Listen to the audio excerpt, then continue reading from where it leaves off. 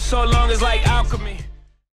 You see Steph with the new cut. Did Aisha do that? How cute. I'm not sure I'm feeling it. You see Michael McAdoo. Yeah, he's still in the NBA, y'all. KD back from the thigh contusion. There would be no Andre Iguodala resting on this night, but there was KD early and often. You can't leave him open for a warm-up jumper. The surprising 76ers led by, already give him the Rookie of the Year, Ben Simmons. The lob, no, it's in the basket. But the problem with Ben Simmons is he doesn't know whether he wants to shoot with his left or his right hand, literally on his jump shot. If you watch, both hands are involved in his jumper. Until he fixes that, it's going to be rough from the field, but he has everything else to go along with that once he figures it out. Steph, the three ball, and it was a high-level game in this first half. Philadelphia, a lot of fouls. Look at KD slither to the rim. Sorry, I can't help myself, y'all. But Embiid hits the floor. You never want to see the big man hit the floor like that. But look at the score, 64-62 Philly. Clay, you already know that's automatic towing the line. Philadelphia hung in all the way through the first half, and in the second half, Golden State lets them know there's levels to this shit. They cranked up the defense. Embiid put back, and that's really his sole highlight. The Cameroonian was quiet.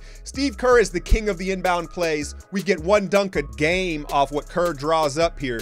And now you're going to see the Reaper rip through KD. That's too easy against this young Philadelphia team. They were absolutely overwhelmed in the second half. When you have live ball turnovers, Kevon Looney 3 blocks, but when you turn the ball over and we can transition with it, it's death at Oracle Arena. Swaggy-p's like, I want in on the splash party. And I'm not going to lie to you, I was worried Nick Young was going to fall out of the rotation, but players with irrational confidence like a Nick Young, all it takes is one, right? He hits one jumper and all of a sudden he believes again, and it looks like he's going to find himself back in this rotation and just adding to the artillery of the defending champs as they flex on this young Sixers team at Oracle. All right, y'all, man, that was, a highly anticipated matchup, believe it or not, with Joel Embiid, Ben Simmons, and Philadelphia rolling in what looks like they could be a playoff team. I want to talk a little bit about Philadelphia first because they're such an intriguing team. Obviously, Ben Simmons, and what I was talking about, actually, if you caught the Warriors telecast, they pointed out a little bit during his free throws. He legit, I've seen this when working with kids. A lot of the times what happens is, let's say somebody is left-handed, but everybody in their family is right-handed. So whenever they're handed a ball or they're mimicking, right, they're viewing how people do things. So they try to do things with their right hand when really they're left-handed. Now, Ben Simmons, he shoots his push shot with his right hand, but his jump shot, I believe, with his left hand. I mean, but you can tell both hands get involved, particularly in his free throw. So that's what's going to happen. He's going to have to basically tear down his jump shot. Now, his elbow and stuff like that, he doesn't got no Lonzo stuff going on. Like, his base looks solid. It's his hand placement on the ball and his guide hand, you pick or choose. He's got to pick or choose moving forward. But he, physically and in transition, he lived up to the hype, the vision, and everything like that. Going up against the champs, he wasn't able to display it as you probably would see against other teams in the league. Joel Embiid, you can see that he picked up basketball later in life, like a lot of international players, particularly Africans, do. He's a little bit reckless. He jumps and leaps into the air a bit recklessly for a man his size. And then 2, he does not process double teams well. You see what I did there, right? But you're going to see teams send double teams at him because he just doesn't react in time and he tries to get kind of hard-headed. He doesn't quite pass out of them or read them right yet. But again, he's very young in his basketball career. As long as he can stay healthy, man, these two will be stars. Markelle Fultz, I don't know, man. I don't know. The shoulder was drained and, people are very skeptical of the information that the Sixers are releasing on his injury and his future, man. And I think Danny Ainge is a sneaky dude. He saw this coming. I think perhaps Boston's doctors may have flagged Markelle Fultz, and that's why you saw that trade for Tatum.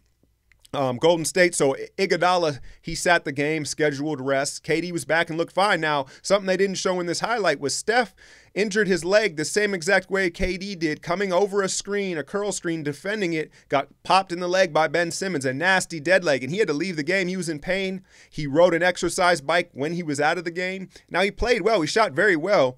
But Monday night against Orlando, it may be a rest game for Steph, right, with the leg contusion, because the next day is when they're worse, right? But Kevon Looney, man. Kevon Looney. And, Whew, I'm not going to lie. I know that's like one of my key phrases, right? I'm not going to lie, but I love bringing the honesty. Early in the season, I thought they were going to waive, but I didn't think he was going to make the roster.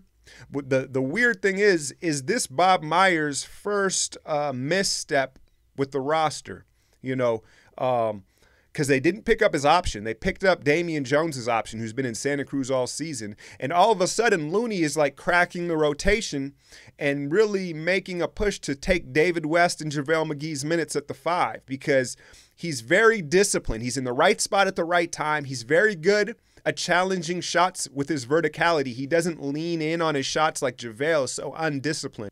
And then he's become a very good roller in the pick and roll. He just has a sense of timing of when to roll to the basket, and he finishes with those two-hand finishes, man. So I think Looney is going to be in the rotation. I said Nick Young, you know, the team, they invested the whole mid-level on Nick Young, right? So the team has a lot invested in Nick as in the sense of, and the guys recruited him, so he's going to get more and more opportunities to prove himself. But Looney, this surprised even me, man. I didn't see that coming, but hey, man, the rich get richer.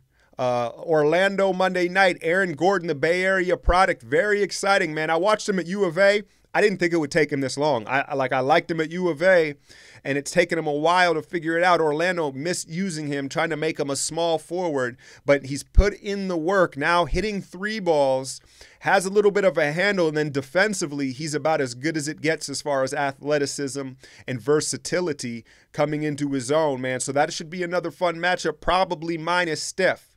Hit that like, share, and subscribe. I'm out, y'all.